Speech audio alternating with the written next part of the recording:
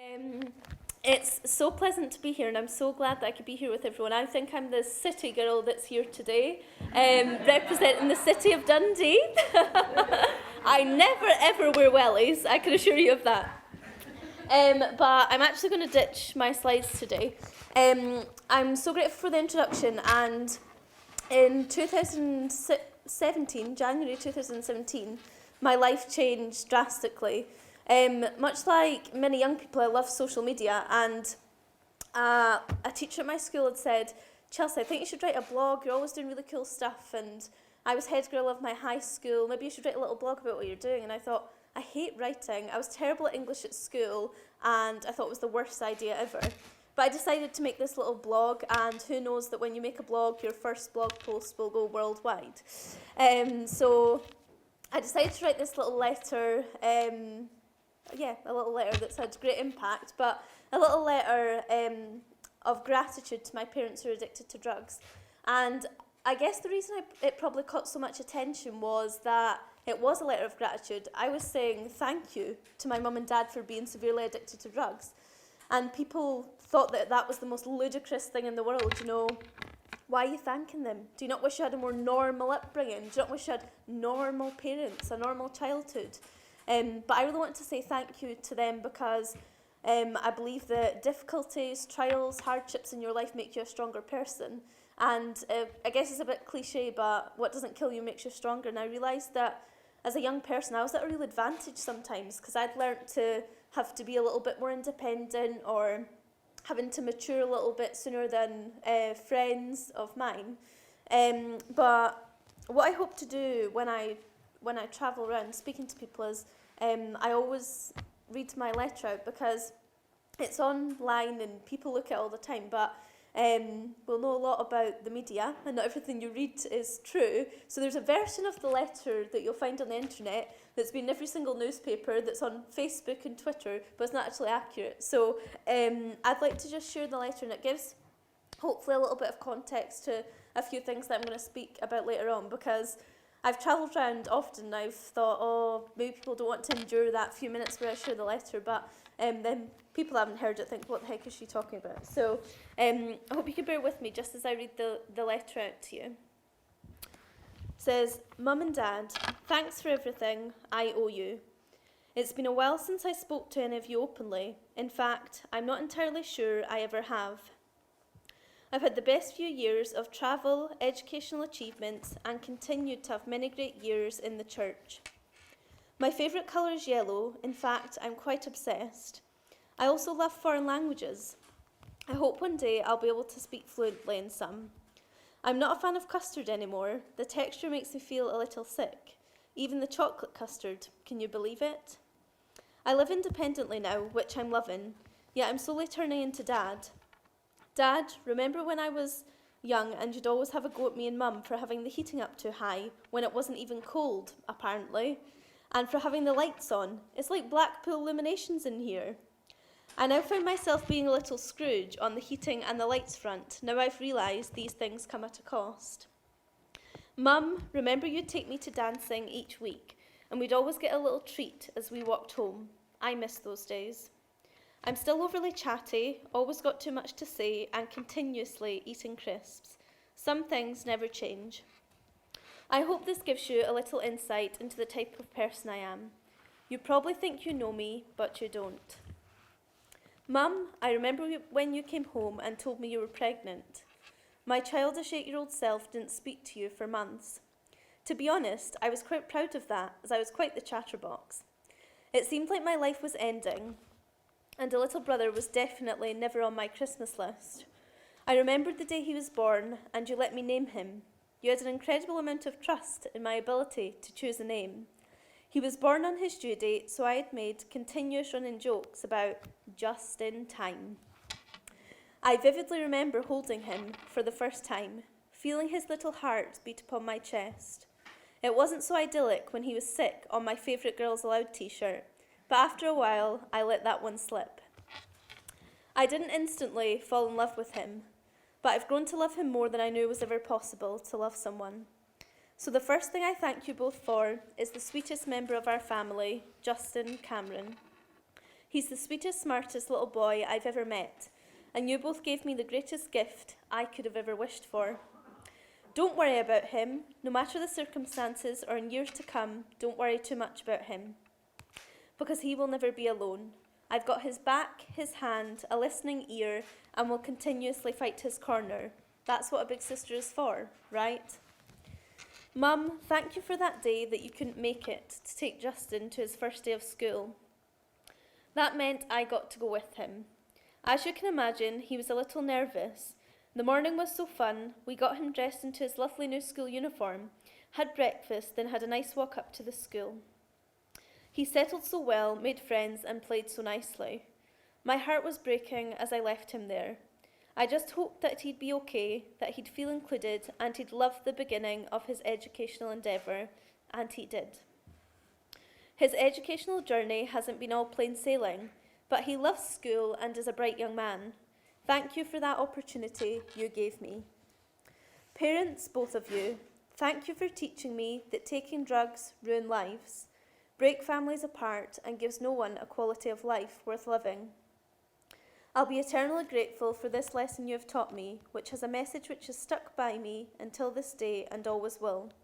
I have never and will never have a desire to take harmful substances through your example. Thank you for teaching me to be ambitious. Your example showed me that no ambition for education, work, or any type of success is very harmful and leads to not a lot of self-worth. Your example showed me that life is all about choices and that I didn't need to make the same ones you did. Remember that time we forced Dad into watching Hannah Montana? You probably can't remember it, but there's a line in one of the songs that says, "Life is what you make it, so let's make it rock." Life has turned out for me what I have chose to make it. You both can make your life rock as you make good choices. Thank you for teaching me to not be so easily embarrassed. You have both made not the best of choices that have sometimes gone pretty public, allowing everyone I associate with to know what you are both like. But that has given me the opportunity to speak freely and openly about who I am and how my life has been growing up. Up until my 3rd or 4th year of high school, I tried to have an alter ego. People didn't need to know the circumstances I was in, and in fact, if they found out, I'd probably die on the spot. Because I created myself to be something that wasn't associated with the harsh truth of our lives. The thing that kept me sane was thinking people didn't know the truth. They probably did, but I brainwashed myself into thinking they didn't. Life is not sunshine and rainbows, and thank you for teaching me that life is unfair. People disappoint you, and there's sometimes nothing you can do about that. A lesson well learnt from the both of you. Thank you for not being there to wave goodbye as I jetted off to Uganda on a trip of a lifetime. Thanks for not being there when I got my first set of exam results to say well done. Thanks for not being there when I got the position of head girl, a personal dream. Thanks for not being there for me as I stood in front of hundreds of people to speak at the Caird Hall for my school prize giving. Thank you for not being there for me when I needed you. You gave me the greatest lesson of how to be independent. You have both allowed me to be a more patient and tolerant person than I could have imagined. Dad, I see you often, but I hope you now have greater insight into the type of person I am and the things you have taught me. Mum, I've not seen you in a while, and I hope you're well. I hope you also know me a bit better now. Know that I'm trying to be a good person and that all is well. I hope one day that you'll wake up and realise there is so much more the world has to offer you guys. And when that day comes, please come to find me so we can enjoy life together. I'll show you some nice restaurants I like to go to, and if you're lucky, I might take you to Germany one day. Until then, I'll dream of what my life would be like with parents to enjoy it with. So that's the letter, and I decided to write this letter and share it on Facebook, which was probably the most naive decision I have ever made in my life. I grew up and no one knew that my parents were addicted to drugs. I was actually called the posh one at school, which is quite funny, in contrast to what was going on in my life at home. But I really felt this stigma of having parents that were addicted to drugs. And the reason I wanted to write that letter and to share it on social media was to show other young people that their destiny is not determined for them. I grew up in an area where people had a lack of ambition. People say things to me all the time like, people like us don't do that sort of thing. They don't do that sort of stuff you're doing. Politics, no way. How could we do that? You know, and I really wanted to try and raise the aspiration of young people in Scotland. And I really wanted to put a bit of a challenge out there. I wanted people to think, I cannot believe that Chelsea's parents are addicted to drugs. And I wanted people to think about why they thought that. Why couldn't they believe that? Because I didn't look like a drug addict's daughter, or because I didn't sound like a drug addict's daughter. When the letter came out, a few weeks later, I remember going to Tesco and I bumped into a teacher from my school. And I left school 2 years before that. And this man said to me, Chelsea, I just can't believe it. You, of all people, you do not look like a drug addict's daughter. And I remember thinking, and I just remember smiling at him and saying thank you. And I remember I got back into my car and I thought, that is exactly the reason that I continue to travel, continue to share my story, continue to speak to people, because choice is such a powerful thing. And I think I have never chosen to take drugs.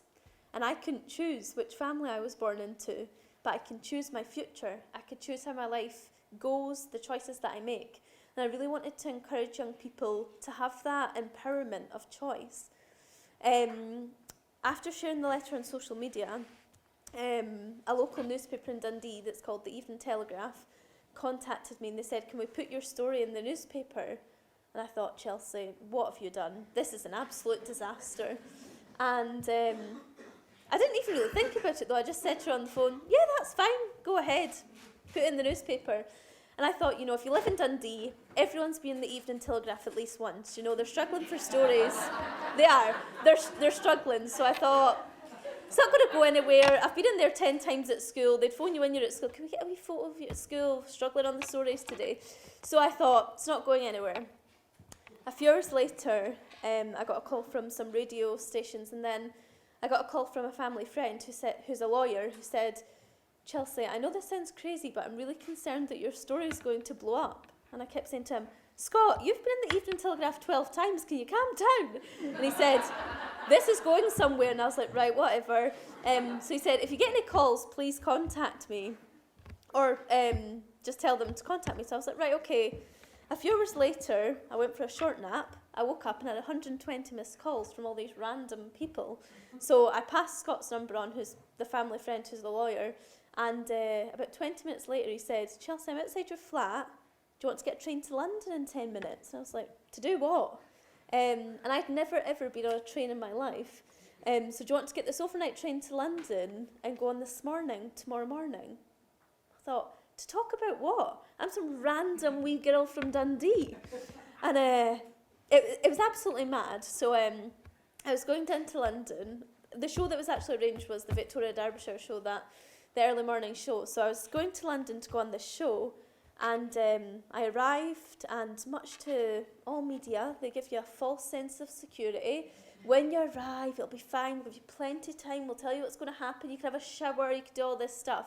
I arrived, I'd been in the BBC studio for 3 seconds, I got a wee mic clipped on me like this, and they said, just sit down there, we're going live in 30 seconds. I'd never been on television before. I was 18 years old. I was about to go live on BBC, the morning television, and tell people something I'd never told anyone. You know, most of my family didn't know. And it was crazy, to say the least. And so I shared this story. It was on BBC Victoria Derbyshire for a few minutes. And then I had some arranged transport to go home. So in the BBC, they have this kind of call over that said, Chelsea, your taxi's arrived, and I was going back to the train station. But once I come off, I had hundreds of emails, hundreds of messages on Twitter, hundreds of calls. And Scott, who was the family lawyer, called me and he said, I think you need to stay in London. Piers Morgan's been on the phone, he wants you to go on Good Morning Britain. And also, you can go on This Morning tomorrow, and we've got some, the Daily Mail wanted you to go over as well. This is absolutely crazy. I said, but how am I going to get home? And where am I going to stay? And I'm 18 and I'm in London by myself, I have no idea what to do. And he said, yeah, this is a bit crazy, I'll get back to you in 10 minutes. So I stayed there, and he said, no, I've made a decision, just stay in London, it's going to work out. So it was supposed to be about 3 minutes on Victoria, Derbyshire, turned into 3 days in London, doing lots of media work. And, the story travelled to, it was on Hawaii News, Australia News, New York News, and it changed my life. Really, one Facebook post changed my life forever. And after that spell, I came home and did lots of other work in the media. And I was invited from the First Minister of Scotland to come and meet her because she was interested in my story. And I went to meet with her, and she asked me to lead this project for the Scottish Government, which was called Everyone Has a Story. So I led this project where lots of young people I built an app, which I'm not very tech friendly, but I did. Built this app where young people could share their stories about parental substance misuse. And after that, I got another strange call from this lady who said, Chelsea, you've made the final of the Young Scot Awards. I said, sorry, I didn't put myself forward for that. See you later. And I hung up very rudely. And she called back and she said, don't hang up. I said, you don't have to put yourself forward for it. Everyone in Scotland's put you forward for it. Honestly, these people are absolutely mental. It's just one letter. And so anyway, this crazy call, and I was invited to go to the awards ceremony. And when we arrived, I went with a friend, and we were sitting at the table with all of the judges, and my friend was saying, Chelsea, that's a good sign. We're with all the high-profile people. This is a good table to be at. And as I was eating my dinner, this posh dinner, I just kept saying, I don't actually even know why I'm here. I can't believe I've been invited to this. And they're laughing along as they knew I was about to win the award. And they had category awards. So the category that I was in was the Young Hero Award. With the most impressive people, this young boy who had done a triathlon, who was blind and deaf, and just stories that just totally blew me away, that, you think about yourself not in a league even comparable to that. But I won my category award, which was Scottish Young Hero of the Year, and then there were 12 different categories, and in those categories there was an overall winner, which I won as well, so Scottish Young Person of the Year. And the lady who was doing the hosting for the evening, it was actually Edith Bowman. There was a I don't know what you call those, like a transcript behind that she was reading, and I'd sussed that was going a little bit quicker than she was speaking. So they were saying, the winner of the Young Scot Award is... I saw my name, Chelsea Cameron. And I said to my friend, I'm about to win this. And she said, no offence, hun, I don't think you are. After we just watched all these remarkable, inspirational people, she thought, you're good, but you're not that good. And but I did, and I won that award. And since then, I've had what I would consider the privilege to have a profile that's allowed me to meet with lots of young people in Scotland and allowed me to be involved in changes in Scotland regarding young people and drugs and alcohol in our country. And right now I'm on the Social Justice and Fairness Commission for the Scottish Government, so I was invited to be on that, which is such a privilege. And for me as a young woman, I always say, I'm just this wee lass from Dundee. But I think we sometimes put limitations on our success, and we could really do anything we put our mind to. I always try to tell young people to dream big.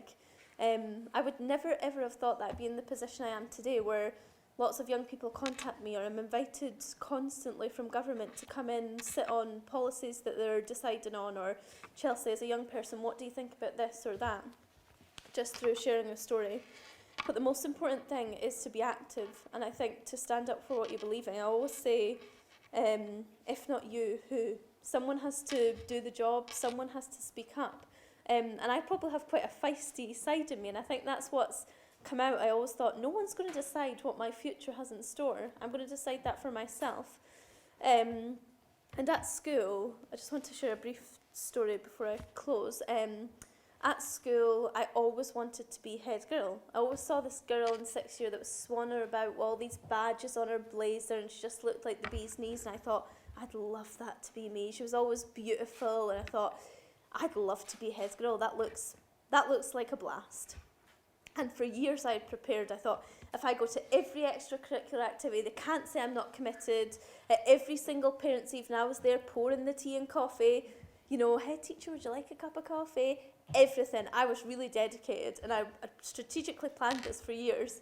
And it came to the time that we were putting our applications in, and my school was closing, so this was the last year of my school, and everyone wanted to be the last head girl of Minas Hill High School. Extra competition, brilliant. So I thought, that's fine, I'm prepared for it. And probably as a young 17-year-old girl, I'd never doubted my own ability. I thought, of course I could do this. I'm the one that's been preparing. They've done nothing. I've thought about this for a long time. And but I remember a teacher, this was a huge learning curve for me as a young woman. And one of the teachers at my school said, Chelsea, are you sure you want to apply to be head girl? I thought, what a ludicrous question. Everybody knew that what was my plan. I wasn't subtle about it. And so I thought, why are you asking that? And she said, well, your parents aren't on the parent council, and who you're going to have to support you, your family dynamics aren't great. I thought, oh wow, that's interesting. So I'd never doubted my own ability. And I realised that actually my family circumstances were going to hold me back sometimes because of other people's perceptions.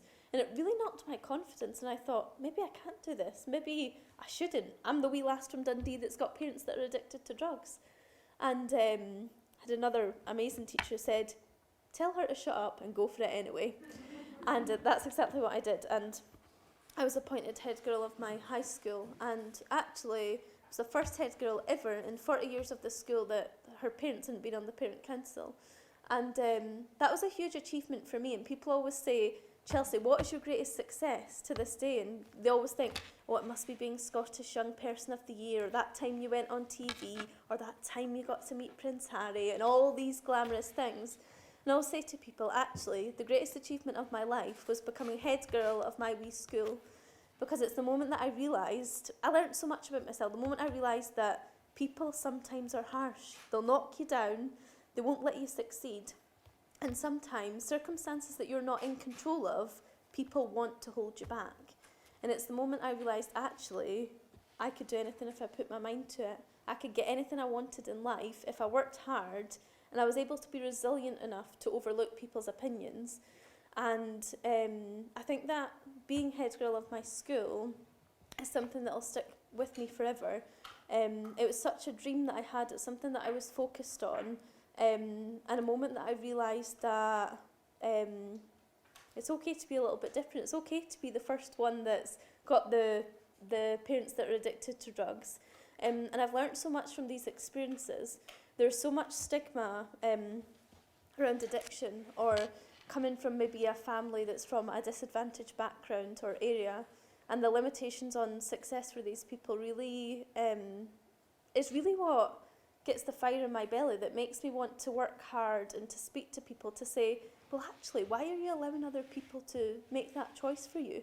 And it's with the correct support that young people could succeed. I've had lots of support over the years from many great people, and a kind of catchphrase that I always use is, everyone needs a silent cheerleader.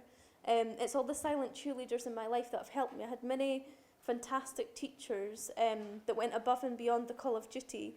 Lots of things that young people without parents to support them with don't think about, like I didn't know how to sort out my national insurance number. How do I get a bank account? How do I do any of those things without parents to support me? And it was really my teachers that stood up and took that role and really supported and helped me. And the message that I really want to share today is for those maybe professionals in the room, or those leaders, is to try and be a silent cheerleader for a young person.